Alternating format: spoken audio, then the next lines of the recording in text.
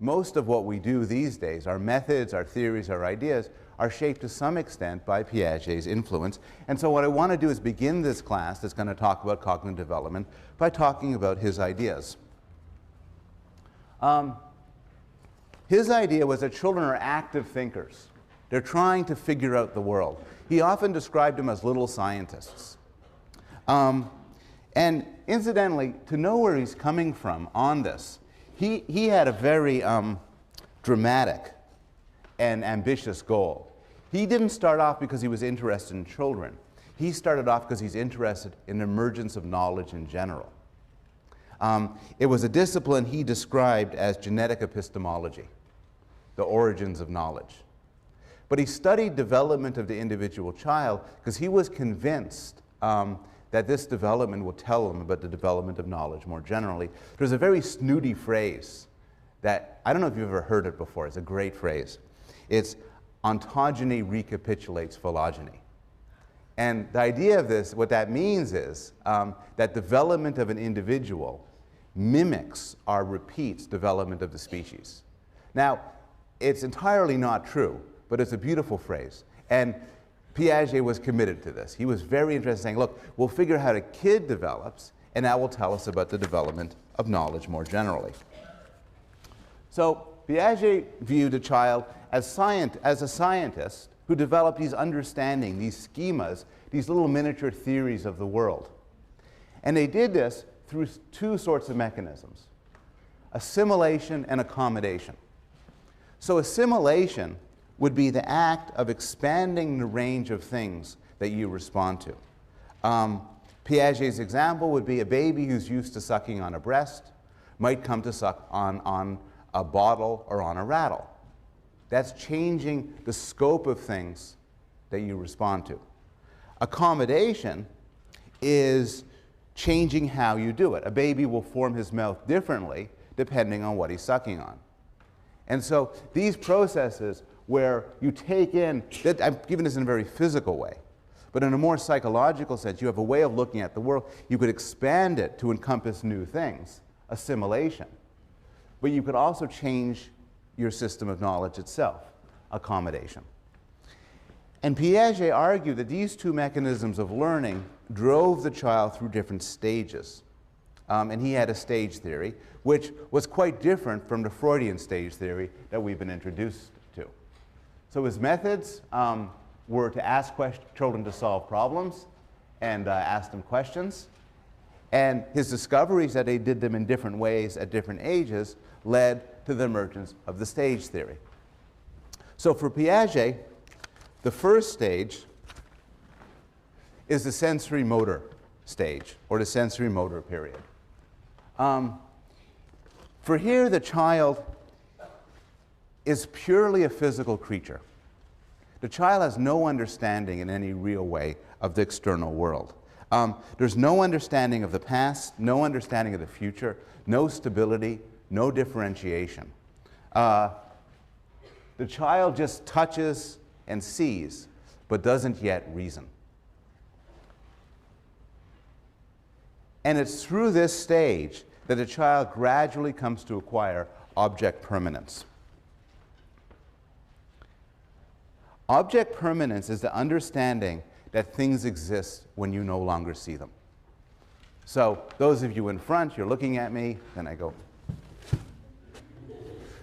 It occurred to me it'd be a great magic trick if I then appeared in back. But no, I'm just here. That's object permanence. If I win under here, and then the people said, where the hell did he go? Class is over. That would show a lack of object permanence. So adults have object permanence. Piaget's very interesting claim is that kids don't. Before 6-month-olds, Piaget observed, you take an object the kid likes, like a rattle, you hide it, you put it behind something, it's like it's gone. And he claimed a child really thinks it's gone. Things don't continue to exist when I'm not looking at them anymore. And so he noticed they're surprised by peekaboo. And Piaget's claim was one reason why they're surprised at peekaboo is you look at the kid smiling, and go, oh, peekaboo, and you cover your face, and the kid says, he's gone. Peekaboo, oh, There he is. He's gone. And he really, that's the claim. Piaget also discovered that older children fail at a task that's known as the A not B task. And Peter Gray, in his psychology textbook, refers to it as the changing hiding places problem, which is probably a better name for it. And here's the idea. You take a 9-month-old, and for Piaget, a 9-month-old is just starting to make sense of objects and their permanence. You take an object and you put it here in a cup, where the kid can't see it, but it's in the cup. So the kid, if you're the kid, will reach for it. You do it again, reach for it. You do it again, reach for it. That's point A. Then you move it over here. Piaget observed kids would still reach for this. It's like they're not smart enough to figure out it's not there anymore, even if they see it moved. And this was more evidence that they just don't understand objects. And this thing takes a lot of time and learning to develop. The next stage is the pre-operational stage. The pre-operational stage, the child starts off grasping the world only in a physical way, in a sensory motor way. But when he gets to the pre-operational period, the capacity to represent the world, to have the world inside your head, comes into being. But it's limited, and it's limited in a couple of striking ways. One way in which it's limited is that children are egocentric. Now, egocentrism has a meaning in common English, which means to be selfish. Piaget meant it in a more technical way. He claimed that children at this age literally can't understand that others can see the world differently from them. So one of his demonstrations was the 3 mountains task. You have 3 mountains over there. You put a child on one side of the mountains and you ask him to draw it. And like a 4 or 5-year-old can do it easily. But then you ask him to draw it as it would appear from the other side. And children find this extraordinarily difficult. They find it very difficult to grasp the world as another person might see it. Another significant finding Piaget had about this phase of development concerns what's called conservation. And the notion of conservation is that there's ways to transform things such that some aspects of them change, but others remain the same.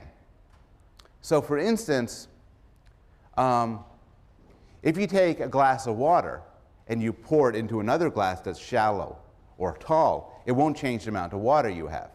If you take a bunch of pennies and you spread them out, you don't get more pennies. But kids, according to Piaget, don't know that. And this is one of the real cool demonstrations. Any of you who have access to a 4 or 5-year-old, a sibling or something, do not take one without permission. But if you have access to a 4 or 5-year-old, you can do this yourself. This is what it looks like. The first one has no sound. The second one is going to be sound. It's going to come on at the end. But there's 2 rows of checkers. She asked the kid, which one has more?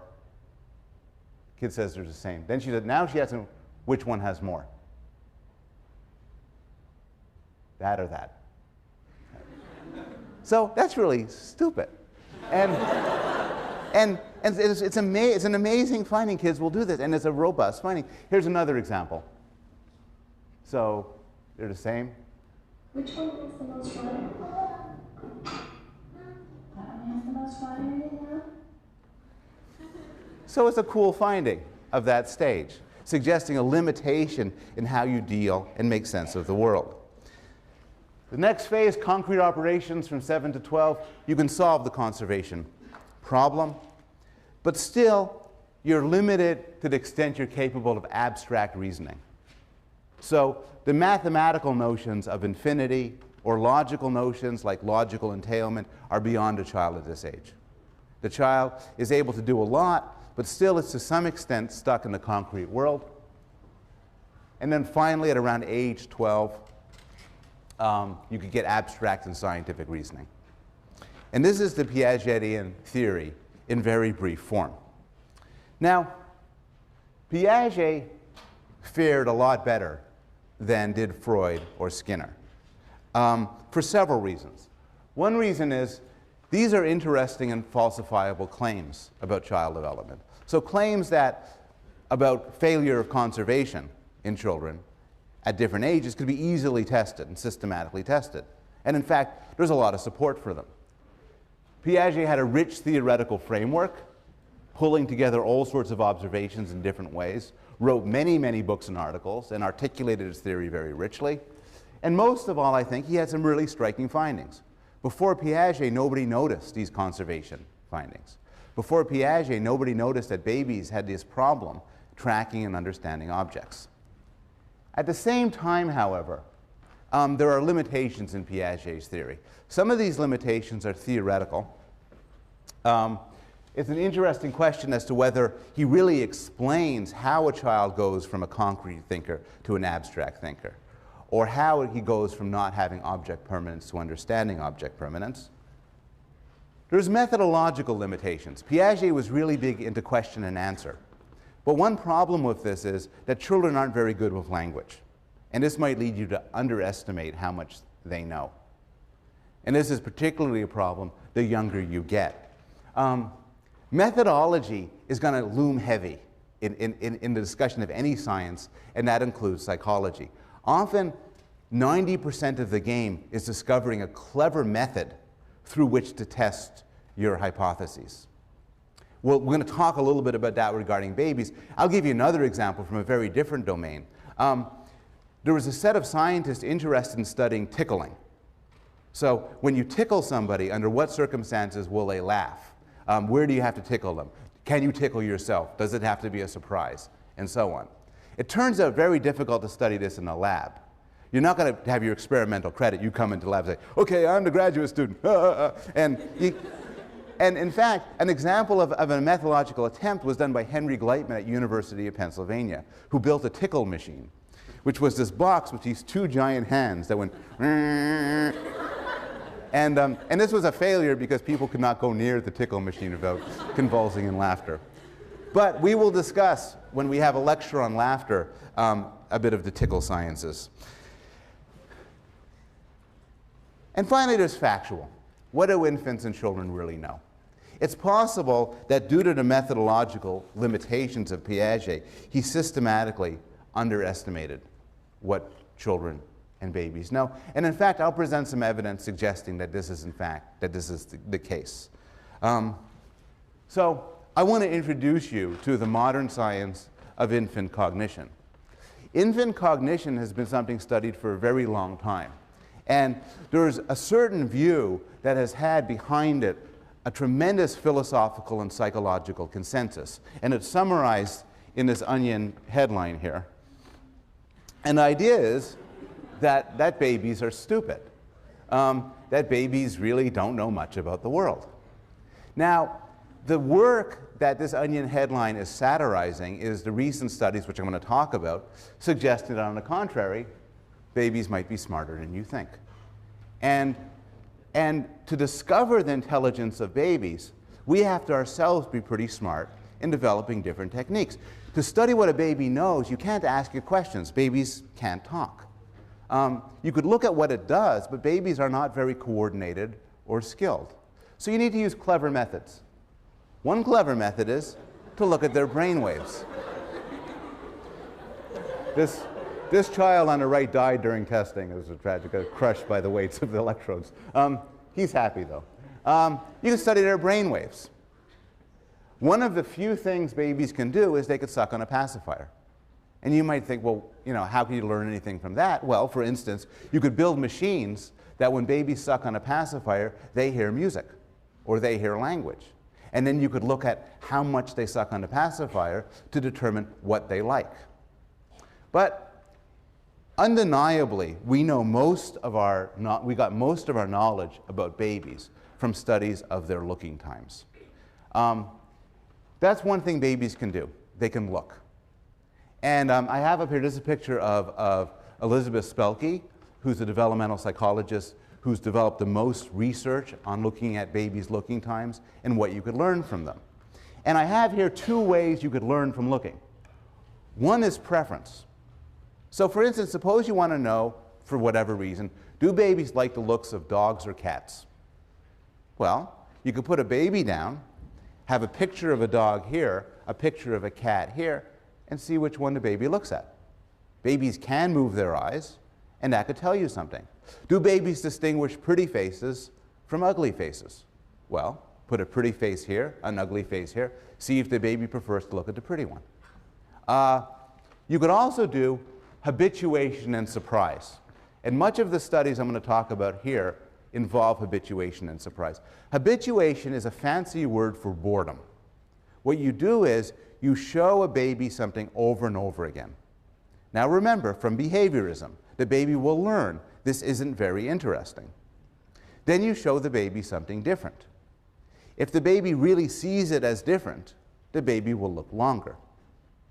And you could use that as a measure of what babies find different. For instance, suppose you want to know if a baby can tell green from red.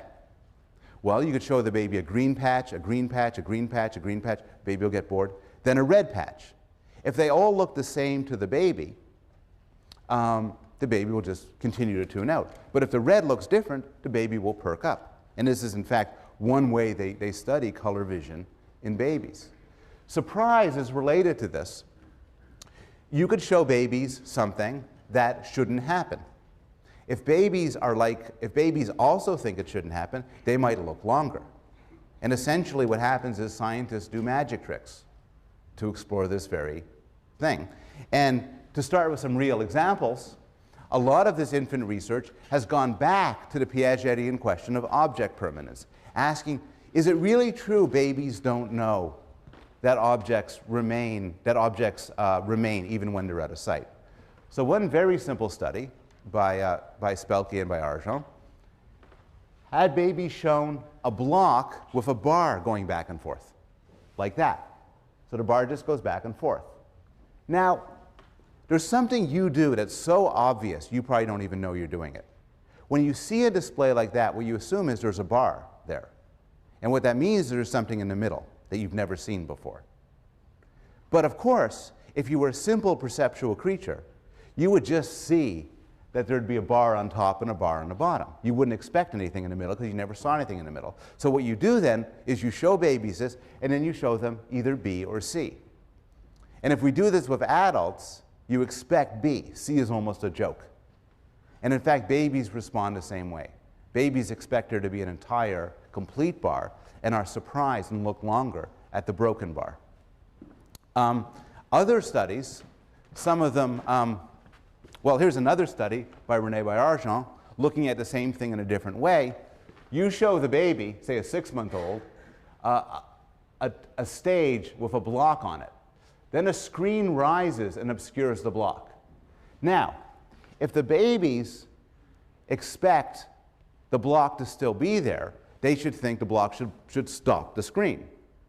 On the other hand, if out of sight, out of mind, they should expect the screen to keep going. So what you do is you set up a couple of displays, one where the block is stopped, the other one where you take this away with a trap door, and it keeps going. And as you see, the baby screams when this happens. That doesn't really happen, but they do look longer.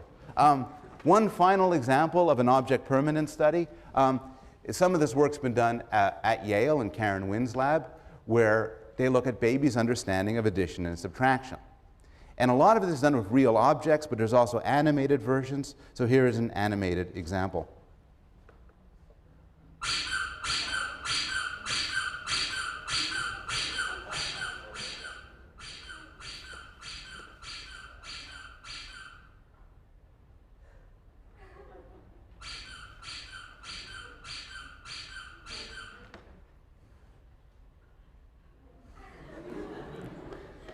Babies are surprised. They expect 2 minus 1 to equal 1, and when 2 minus 1 equals 2, or 3, or 0, they look longer, indicating surprise. And even 6-month-olds are sensitive to these rudimentary facts of arithmetic, telling us something about their mathematical knowledge, but also telling us something about that they expect things to remain when they're out of sight.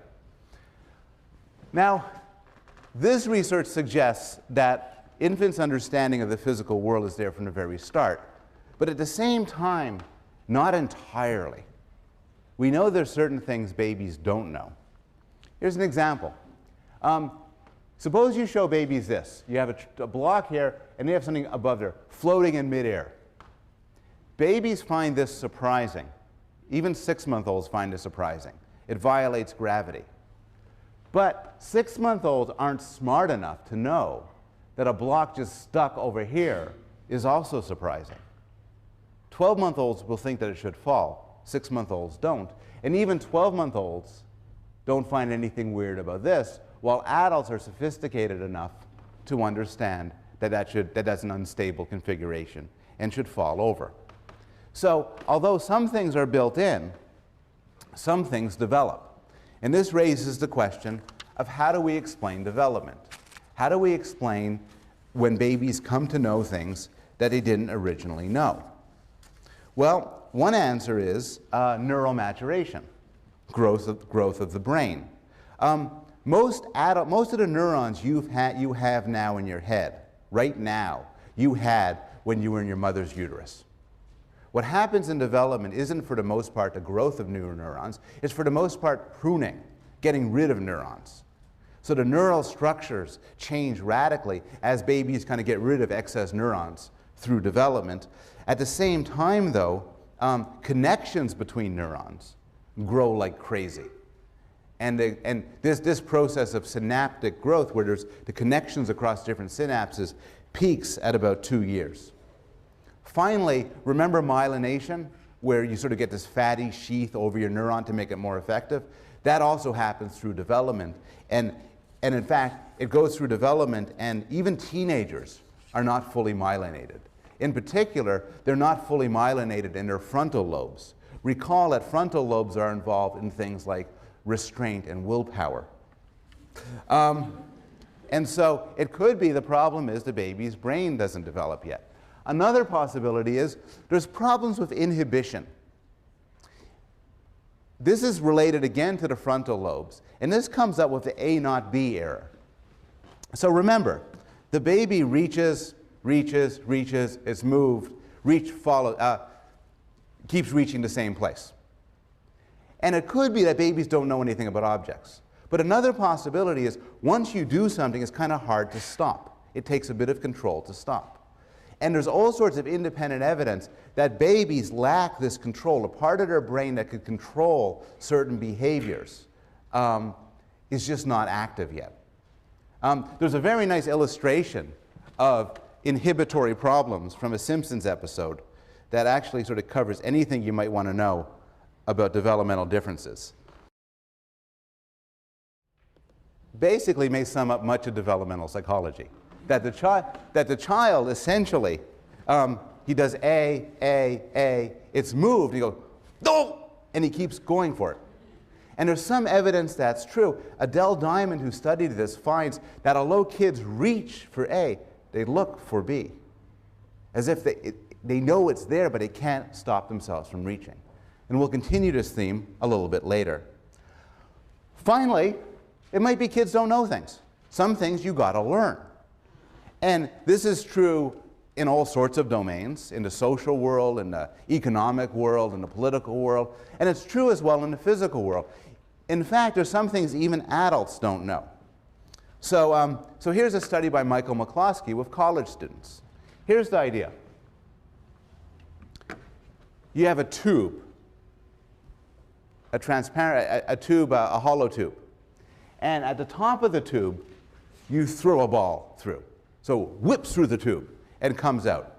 Question is, what happens to it? Does it go in the path of A, or does it go in the path of B? Without looking around, who votes for A? Who votes for B? Here's the weird thing. Whenever I do this at Yale, everybody gets the damn thing right. At Johns Hopkins, 50-50 went for A and B. I got to get a better demo. But anyway, college students not here show systematic biases of incorrect physical intuitions. Here's a twist. And if you found people who were less wonderful than you all and asked them, you'd get a lot of people saying the curving thing. But here's the twist. Ask somebody, what if you took a tube and you squirted water through it? Where would the water go? Nobody chooses B. Everybody knows the water would continue in a straight line. suggesting that when you have experience, that helps you out. But in absence of experience, you're kind of lost. We've talked about the physical world. What about the social world? What about the world of people? Well, there's a lot of research on this as well. Babies start off with some social preferences. If you take newborn babies, it's very hard to do research with newborn babies, actually, because of the consent procedure and everything. So most of this work is done in France, where they have no laws at all. They just rush into, women give birth and rush into, you're a psychologist, and then they do experiments on the babies. And it's terrific. And this is like one of them where they compare babies looking at this versus this. Babies like the one that looks like a face. These are newborns. There's some preferences with humans and with other primates to favor faces. Babies are also social animals too. So they're natural mimics. Andrew Meltzoff, for instance, has found that if you go to a newborn baby, and if you find a newborn baby, this is the first thing you should do. Stick your face right up to newborn baby and go, and stick your tongue out.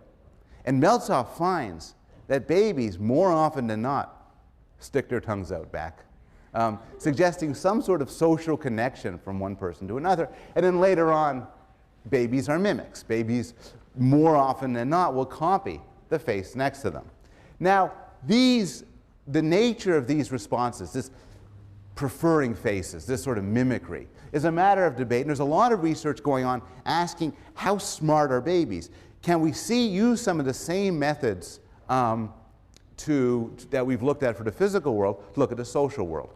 And to illustrate one of the studies, I'll tell you about a study that I did with Valerie Kuhlmeier and Karen Wynn. And so what we tested was 9-month-olds and 12-month-olds, and we showed the movies. So they're sitting down and they're seeing a movie where one character is going to help a ball achieve a goal and another character is going to hinder the ball. And then we're going to see whether they expect the ball to approach the one that helped it versus the one that hindered it. So this is what a baby would see. This is literally the same movie a baby would see in the experiment. The thing is, for these sorts of experiments, there's a lot of control. So something that's a square in one movie will be a triangle in another movie. Something that's on the top in one movie will be on the bottom in another movie. So this is an example movie. But this is what babies would see.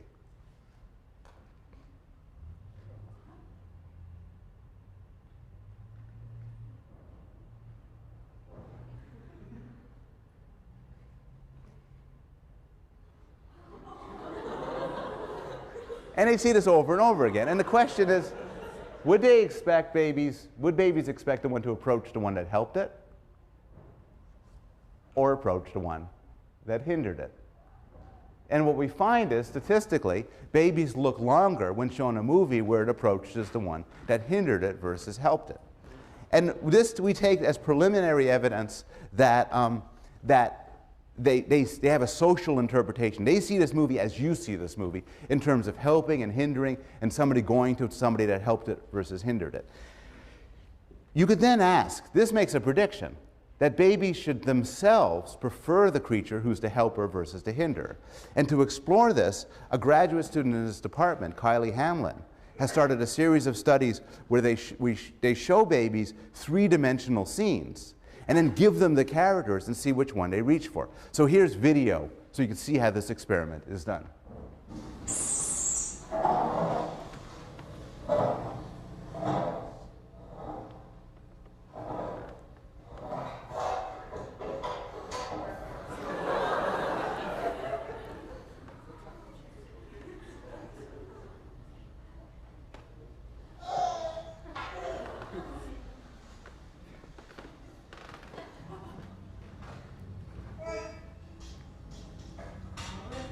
Great.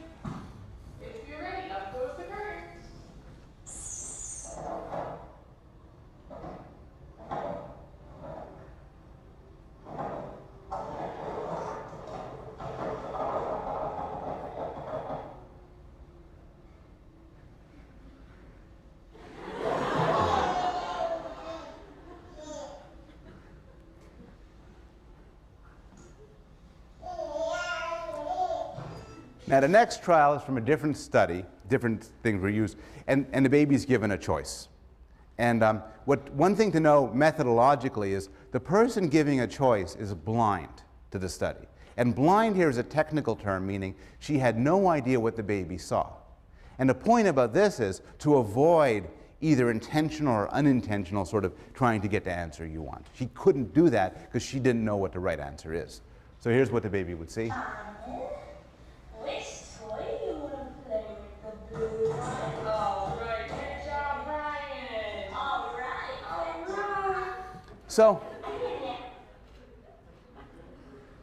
So this suggests that some social understanding may be there from the very start.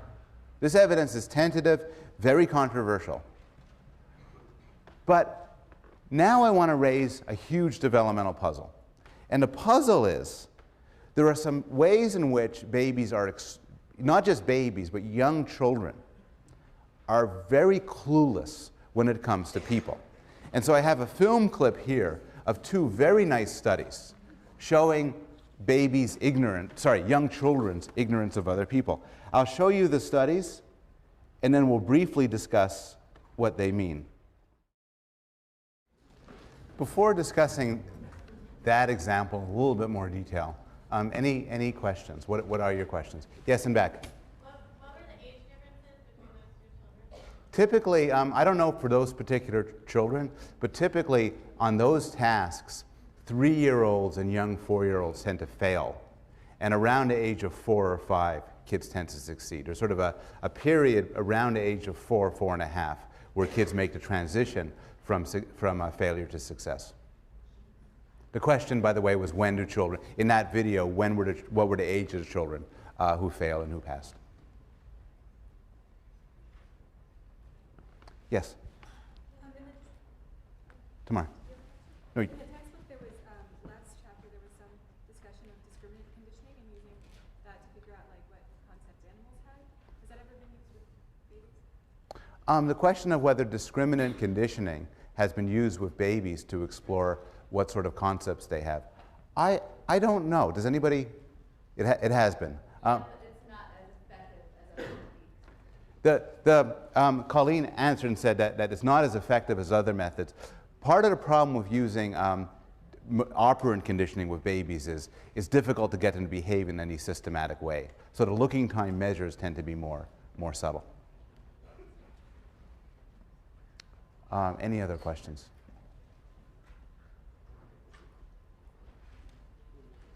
Oh, yes. Did they look at why both of those young boys chose the rocket ship one versus the... Oh, the question of why they chose the kids chose the rocket ship one as opposed to the Raphael one. It wasn't what they were interested in an experiment. My bet is when they chose the stickers, they had a pretty good sense of which ones the boys would prefer in those studies. The question of why a boy might prefer one sort of sticker and you might get a different response with a girl is going to come up later when we discuss different theories of sex differences. But that was something I think they were just assuming in the study to get it off the ground.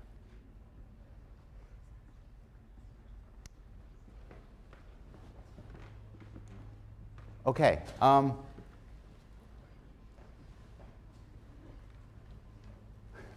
There's a huge debate over what's going on there. And if you listen at the end to the psychologist summarizing the data, the psychologist had a very good and very clear and strong idea of what was going on. It was that children need to know more about minds. The children don't know about that you can do something with the intent to deceive. They don't understand that somebody could choose what you chose in a malicious way. This is possible. This is one respectable theory. But the alternative is they have the right knowledge, but they suffer from problems with inhibition. So consider both studies. The first study, the one of the deceptive dolls with the big shoes and little shoes, is actually fairly difficult. And it's possible that children kind of got overwhelmed with it. And when asked what would the mother think, who the mother would think stole the food, responded with who really stole the food. and that there's some pull towards the right answer that makes this task difficult. The second study illustrates this issue even more clearly. Take the boy who kept failing. He kept pointing to the rocket ship, and Mean Monkey kept taking it away.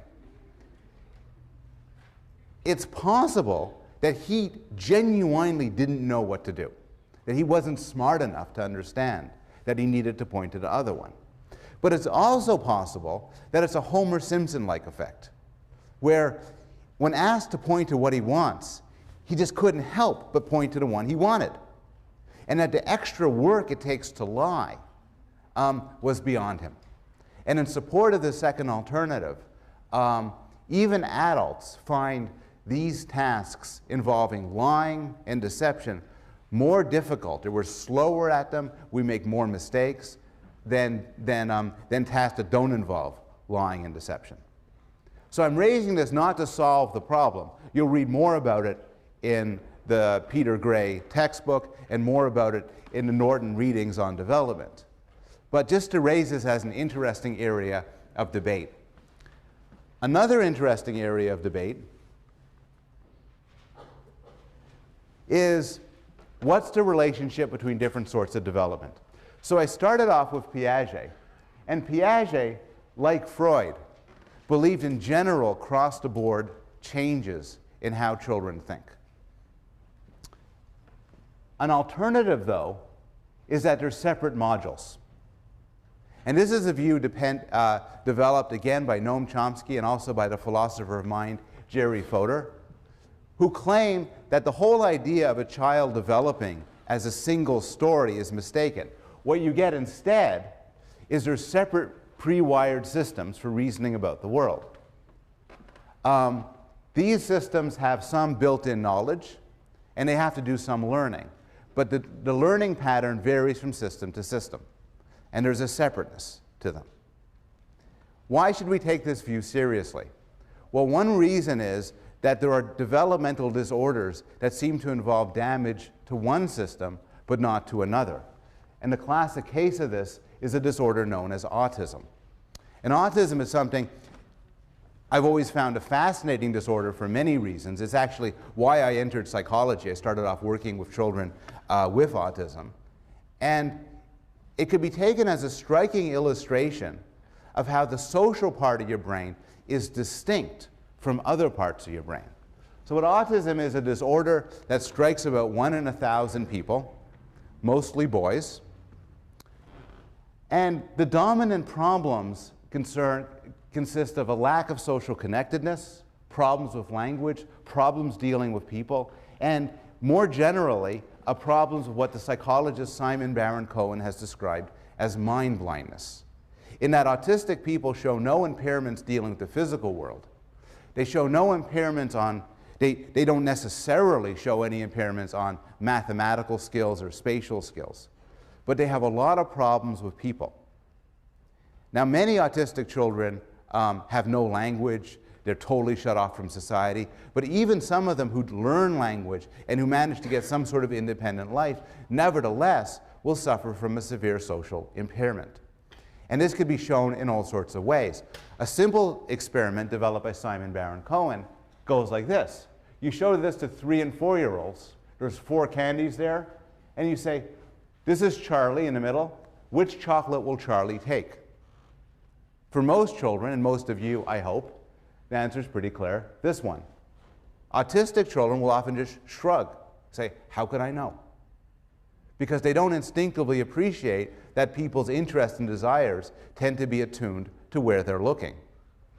Another sort of task, which is a task that's been done hundreds, perhaps thousands of times, is known as the false belief task. And here's the idea. You show the child the following situation. There's a doll named Maxie, and Maxie puts the ball in the cupboard. Maxie leaves, and a second doll enters.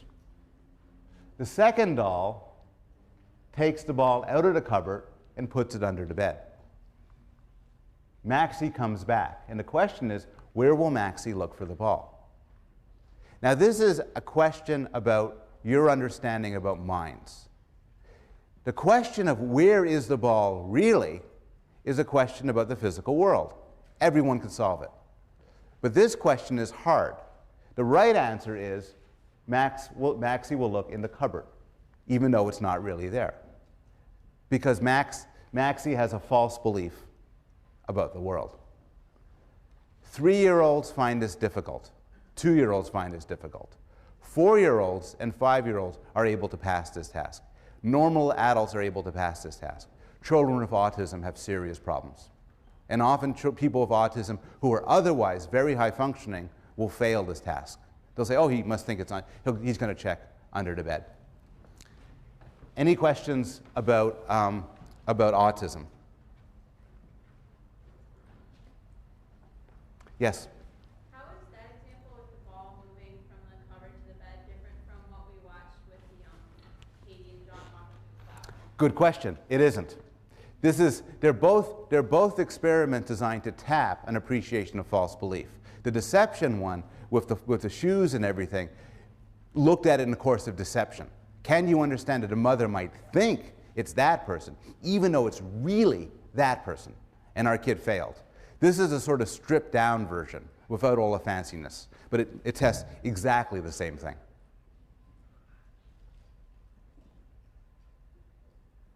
Yes?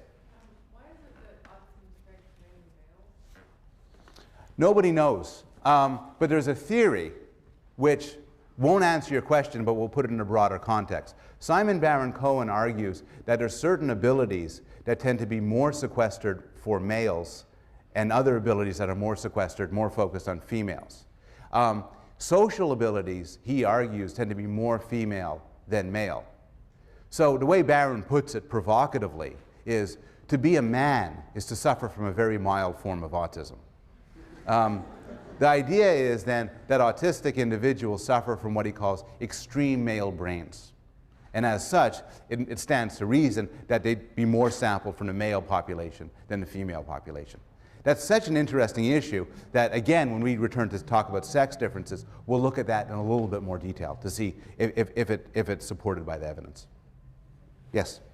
Does the severity of autism, depending on how bad is that in that person's development? I'm sorry, tell me, is the severity of autism? Does it mean that they'll stop at different stages of development, or is it always they stop at one exact stage? It's an interesting question. The question is, how do you think about the severity of autism with regard to developmental stages? And sort of surprisingly, autism can't really be thought of in that way. So it's not like an adult with autism is like a 3-year-old or a 2-year-old. In some ways, somebody with autism isn't like any child at all, any normally developing child at all. So it's not really a developmental delay in the way that it might make sense to think about certain forms of retardation. On the other hand, when we think about how severe autism is, we do look at things like how much language does a person have. And in that sense, it is related to development. Yes? What are the chances that someone who's autistic will be able to overcompensate for the deficiencies? The majority of people with autism, it's a good question. The question is, what are the chances somebody with autism will be able to overcome their deficiencies? Autism is a funny disorder in that there's a lot of media publication and media presentation. Often the people who are showcased in the media tend to be very exceptional. So there's a woman, Temple Grandin, who's autistic. And has anybody here heard of Temple Grandin? She wrote some wonderful books about her experience as an autistic person, but she's very unusual.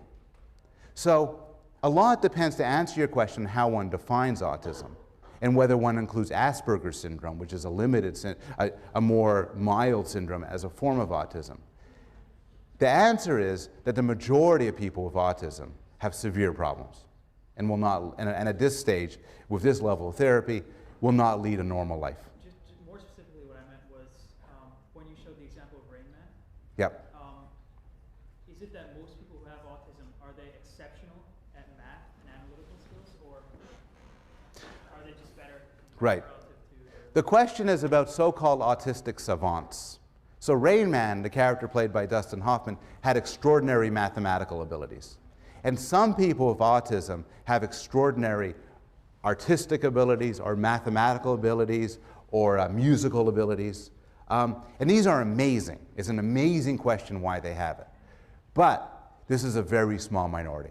This is a very, it's fascinating that it happens at all, that you could have severe damage, but compensated with some powerful skill. Now I know I'm answering your question, I think, in a better way. But it's actually very rare. Most people with autism do not have any exceptional abilities that go along with it.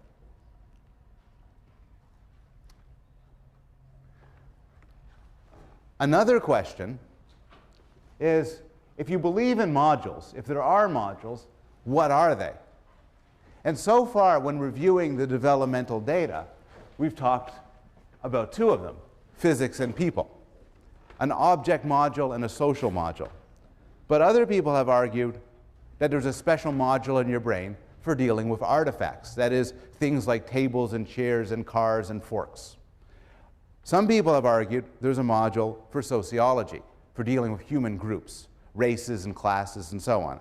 Some have even argued that there's an intuitive biology, a common sense biological understanding of the world that's separate from your understanding of people and physics. And in fact, the most dominant proponent of the view is our very own Frank Kyle, Master of Morse College at Yale, who has strongly defended the notion of an intuitive biological module. Final question, just to raise, I've talked in terms of the modular view, but there might also be profound general differences between children and adults, not just specific to how you think about objects or how you think about people or how you think about this or how you think about that, but rather more general.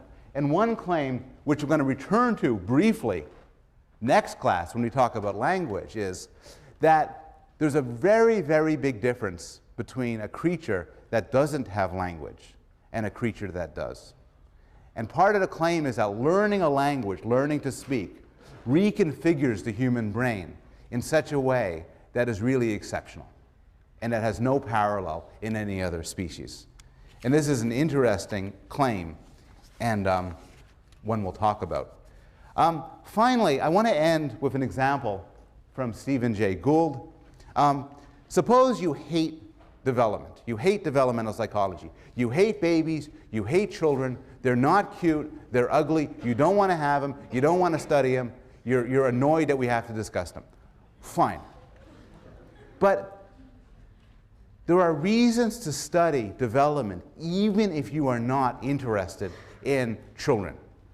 Because sometimes developmental studies and developmental data and developmental science can inform questions about adults. And Stephen Jay Gould has a very nice example of this. He asked the question, is a zebra a black animal with white stripes or a white animal with black stripes? Now, you could look at adult zebras all day long and you're never going to figure this out. But if you want to know the answer, I knew it, but I forget what it is. It doesn't matter. But if you wanted to know it, you'd look at development. And you'd watch the embryological development of a zebra, and that's how you'd learn the answer to your question. In fact, I'll end with a nice quote. This is by the famous biologist D'Arcy Thompson, who wrote the book On Growth and Form. And it's sort of the motto of many developmental psychologists and many evolutionary psychologists. So I'll end with this. Everything is the way it is because it got that way. Okay, I'll see you next week.